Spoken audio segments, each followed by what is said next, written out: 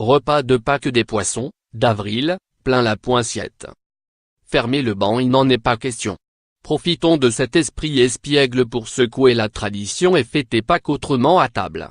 Les profs, les pions, les camarades de classe et les collègues de bureau étant cette fois épargnés par les poissons dans le dos et autres blagues diversement inspirées, il serait dommage de renoncer au menu plaisir de la facétie, dans un cadre familial ou amical.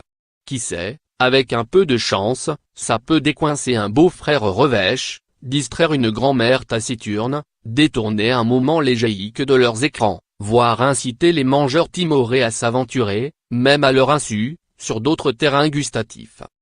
Concrètement, voici quelques suggestions de menus pour donner chair comestible à cette occurrence dominicale et pascale du 1er avril.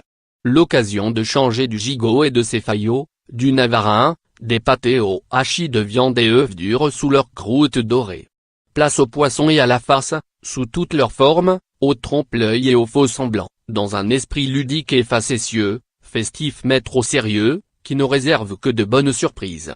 Commençons par une petite entrée légère et de saison. Les jeunes poireaux et les premières asperges, par leur forme allongée et leur souplesse après cuisson, se prêtent parfaitement à la confection d'un ictus potager.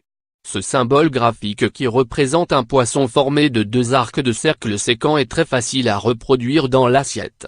Aussitôt, le poireau vinaigrette et l'asperge sauce mousseline prennent une autre allure, surtout si on leur adjoint un œil coquin constitué d'une capre ou d'une olive niçoise.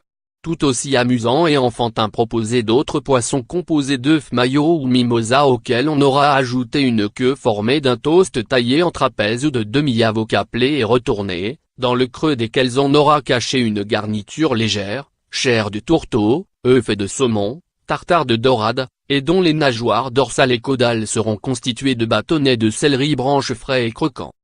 Passons au plat. La plaisanterie se fait discrète si l'on s'en tient à un clin d'œil lié au choix de l'espèce de poisson, du maigre pour la frangine au régime, du turbo pour le cousin qui s'est mis au tuning, du merlan pour la belle-mère au brushing impeccable, de la vieille pour la tante botoxée, de la barbue pour une bande de hipsters, de la carpe pour une pipelette, du Saint-Pierre pour un bouffeur de curé, du capitaine ou du haddock pour les tintinophiles, de l'empereur pour les fans de Napoléon, de la truite pour le grand-père mélomane, de l'anguille pour tous les convives insaisissables.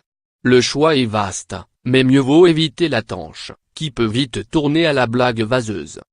Pour aller plus loin et jouer l'effet de surprise, on mettra à profit le réservoir offert par un grand poisson cuit entier, soigneusement vidé et rincé au préalable, pour y camoufler la garniture d'uxelles de champignons, brunoises légumières, riz cuit safrané ou hachis d'herbes s'y logeront commodément tout en parfumant agréablement la chair du poisson. Si l'on préfère les filets ou pavés de poisson individuels, l'esprit ludique invite à les draper d'un manteau vert, feuilles d'épinards ou de blettes blanchies, ou d'un perfecto glamour, lard fumé croustillant, ce qui permet de dissimuler quelques éléments aromatiques entre deux couches, lamelles de citron confit, de truffes. Autre option, rendre un humble hommage à Paul Bocuse en s'inspirant de son rouget en écailles de pommes de terre, patient travail d'orfèvre au résultat très graphique. Lire aussi. En cuisine, la pince trône en majesté. Au dessert, on amusera la galerie avec un plateau de sushi, constitué de quenelles de riz au lait vanillé recouvertes de lamelles de fruits, fraises, mangues, bananes, ou de segments d'agrumes, avec un assortiment de coulis, au chocolat, aux fruits rouges, pour faire trempette. En version plus chic, il est aisé de façonner une meringue ou une pavlova en forme de poisson et de dresser à sa surface d'élégantes rangées d'amandes effilées pour imiter les écailles. Après cuisson et refroidissement, on parsemera la surface de copeaux de chocolat noir et de noix de coco. Pas de doute, il y aura des amateurs pour mordre à l'hameçon. Moins pour 4 personnes moins. Préchauffez le four à 180 degrés C.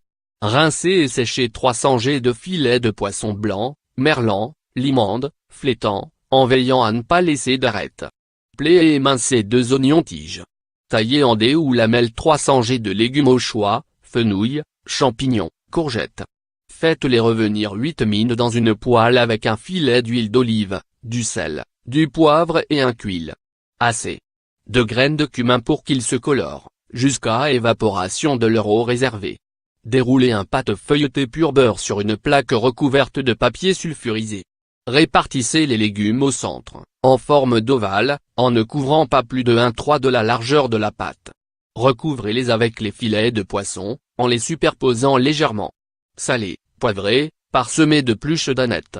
Avec la lame d'un couteau, découpez des languettes de pâte régulière de 2 cm de large, en biais, de chaque côté de la partie garnie.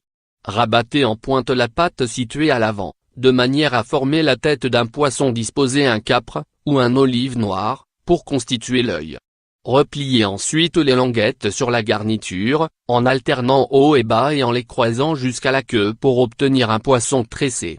Mouillez la pâte avec un peu d'eau pour bien la souder. Dessinez de petits traits en éventail avec la pointe du couteau sur la queue du poisson. Badigeonnez l'ensemble avec un œuf battu et enfournez 30 min.